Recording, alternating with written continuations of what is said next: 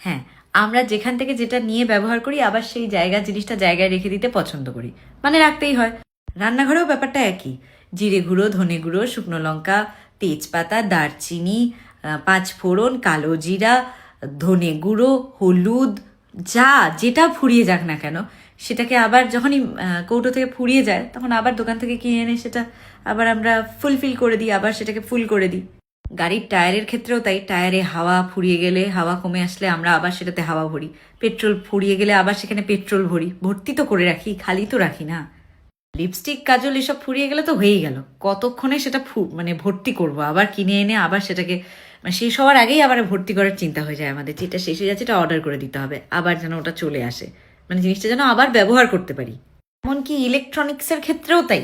মোবাইলের চার্জ শেষ হয়ে গেলে আবার চার্জ ভরে রাখি, চার্জ দিয়ে ভর্তি করে রাখি, ব্যাটারিটাকে ফুল করে রাখি। ল্যাপটপের ক্ষেত্রেও তাই, যে কোনো ইলেকট্রনিক্সের ক্ষেত্রে যেগুলো চার্জ দিয়ে চলে সেগুলোকে আমরা পুরো ফুল করে রাখি।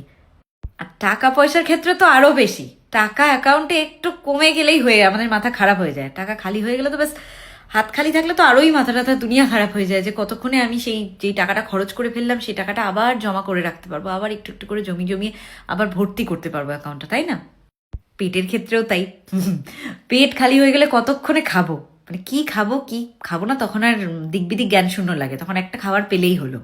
তাহলে প্রয়োজনে যখন গাছ কেটে ফেলি তখন আরেকটা গাছ কেন সেই জায়গায় লাগিয়ে দিই না, আরেকটা গাছ কেন সেখানে রোপণ করে দিই না? আসল কথা হলো আমরা খালি পছন্দ করি না, বা খালি রাখলে আমাদের চলবে না। তাহলে যখন আমরা একটা গাছ কেটে সেখান থেকে নিজেদের প্রয়োজনীয় জিনিস ব্যবহার করছি, তারপরে সেই খালি জায়গাটায় আরেকটা গাছ লাগিয়ে দিই না কেন, আবার ভরে দিই না কেন, যাতে জঙ্গল হয়ে যায় বা সেই গাছটা বড় হয়, যাতে আবার তাকে ব্যবহার করতে পারি। আসলে এই দাদাভাই তরুণ মণ্ডল দাদা অনেকদিন ধরে আমাকে রিকোয়েস্ট করেছিলেন যে গাছ নিয়ে কিছু বলো। আমি অনেকদিন ধরে কমেন্টে দেখেছি, তো আজকে ভাবলাম যে দাদার কথায় ভিডিওটা হয়ে যাক। এই ক্ষেত্রে আবার ছোটবেলার কথা মনে পড়ে গেল, যে একটি গাছ একটি প্রাণ।